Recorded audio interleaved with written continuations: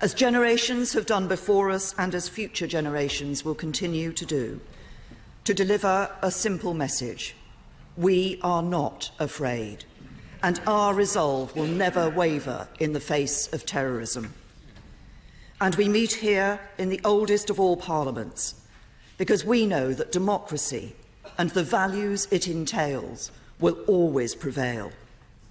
Those values, free speech, liberty, human rights and the rule of law, are embodied here in this place, but they are shared by free people around the world. A terrorist came to the place where people of all nationalities and cultures gather to celebrate what it means to be free. And he took out his rage indiscriminately against innocent men, women and children. Mr. Speaker, this was an attack on free people everywhere.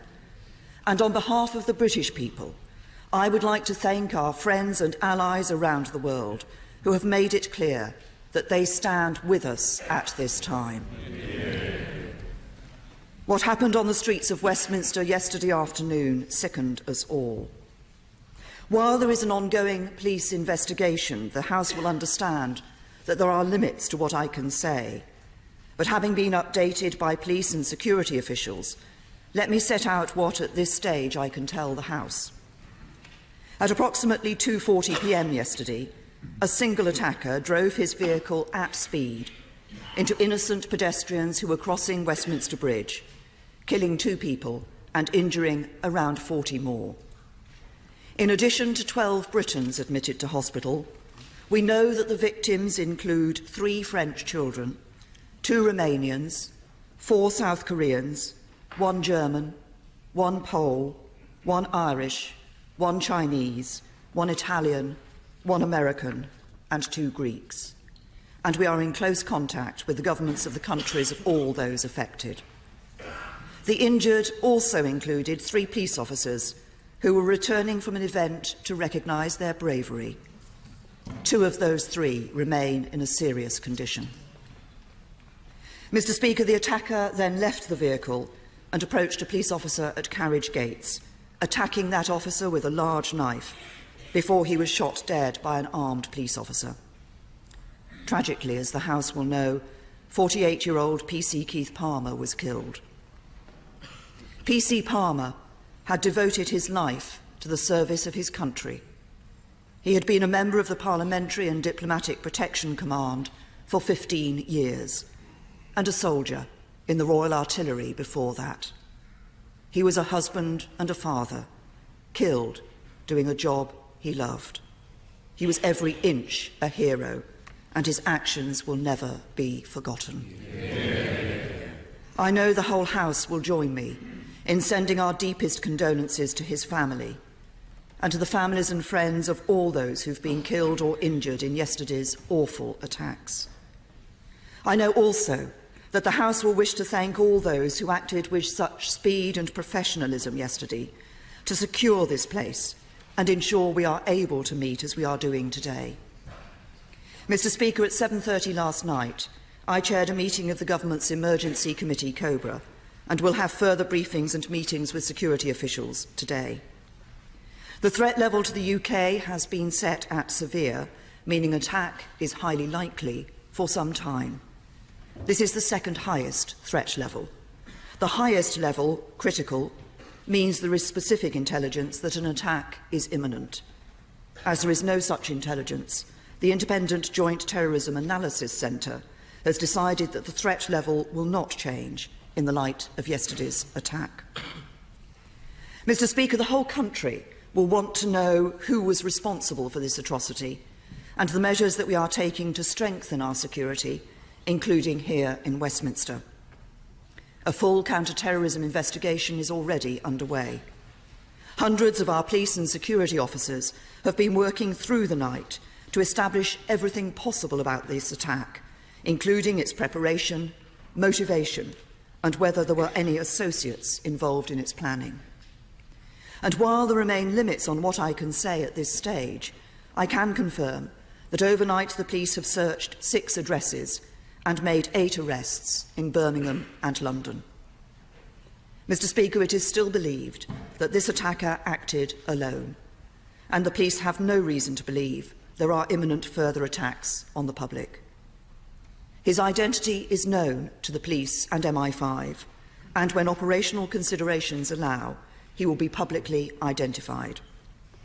What I can confirm is that the man was British-born, and that some years ago he was once investigated by MI5 in relation to concerns about violent extremism. He was a peripheral figure. The case is historic. He was not part of the current intelligence picture. There was no prior intelligence of his intent or of the plot. Intensive investigations continue. And as Acting Deputy Commissioner Rowley confirmed last night, our working assumption is that the attacker was inspired by Islamist ideology.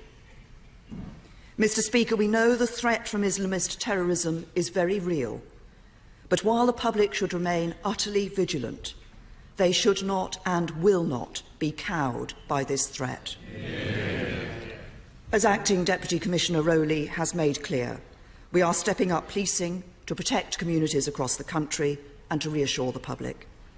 And as a precautionary measure, this will mean increasing the number of patrols in cities across the country, with more police and more armed police on the streets. Since June 2013, our police, security and intelligence agencies have successfully disrupted 13 separate terrorist plots in Britain. Following the 2015 Strategic Defence and Security Review, we protected the police budgets for counter-terrorism and committed to increase cross-government spending on counter-terrorism by 30% in real terms over the course of this Parliament. And over the next 5 years, we will invest an extra £2.5 billion in building our global security and intelligence network, employing over 1,900 additional staff at MI5, MI6 and GCHQ, and more than doubling our global network of counter-terrorism experts, working with priority countries across Europe, the Middle East, Africa and Asia. Mr. Speaker, in terms of security here in Westminster, we should be clear, first of all, that an attacker attempted to break into Parliament and was shot dead within 20 yards of the gate.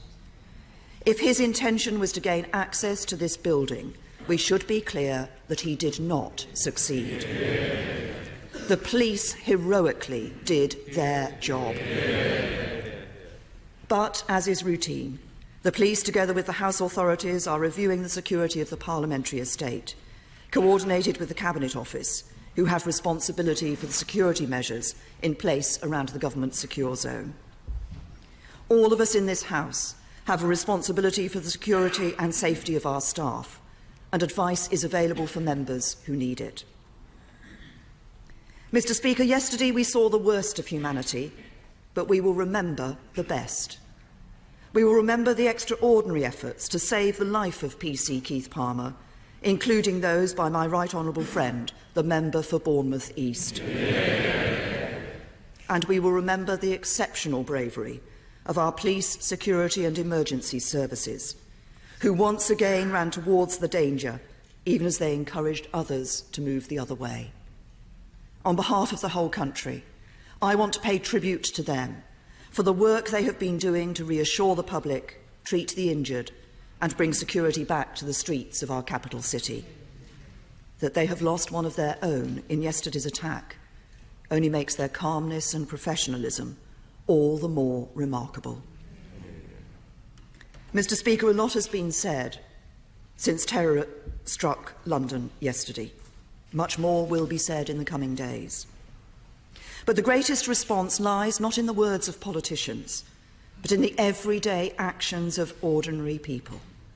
For beyond these walls today, in scenes repeated in towns and cities across the country, millions of people are going about their days and getting on with their lives. The streets are as busy as ever, the offices full, the coffee shops and cafes bustling. As I speak, millions will be boarding trains and aeroplanes to travel to London and to see for themselves the greatest city on earth. It is in these actions, millions of acts of normality, that we find the best response to terrorism. A response that denies our enemies their victory, that refuses to let them win, that shows we will never give in. A response driven by that same spirit that drove a husband and father to put himself between us and our attacker and to pay the ultimate price. A response that says to the men and women who propagate this hate and evil, you will not defeat us. Mr. Speaker, let this be the message from this House and this nation today. Our values will prevail, and I commend this statement to the House.